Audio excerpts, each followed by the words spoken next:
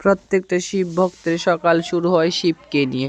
তো শিব সম্পর্কে অনেক তথ্যই নর্মাল ভক্তদের জানা থাকে না, সেই বিষয়টি আজকে আমি তোমাদের সঙ্গে শেয়ার করব। যারা এই চ্যানেলটিতে নতুন তারা অবশ্যই চ্যানেলটিকে সাবস্ক্রাইব করে রাখবে এরকম নতুন নতুন ভিডিও আপডেট পাওয়ার জন্য, আর সকলের কাছে শেয়ার করে পৌঁছে দেবে যাতে সবাই উপকৃত হয়।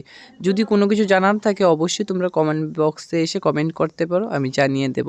প্রথম কথা হচ্ছে গিয়ে তোমরা শিবকে হাফবার পরিক্রমা করবে, পূর্ণ পরিক্রমা কিন্তু হয় না শিবের। হাফবার যে জলধারাটা যেইখান দিয়ে শুরু হয়েছে সেইখান থেকে শুরু করে সেম সাইটে সেম জায়গাতে এইখানে গিয়ে সমাপ্ত করবে, এরকমভাবে হাফবার পরিক্রমা হয় শিবের। যাদের নন্দিনী তারা নন্দীকে মন্ত্রের মাধ্যমে পুজো করবে, নন্দীর পুজো ছাড়া কিন্তু শিবের পুজো হয় না। যারা 16 সোমবার ব্রত পালন করছো তারা অবশ্যই 11টা করে বিল্লপত্র ভোলানাথকে অর্পণ করবে, তাতে তোমাদের ব্রতটা পূর্ণ হবে, তোমরা যা চাইবে তা পাবে। ওম।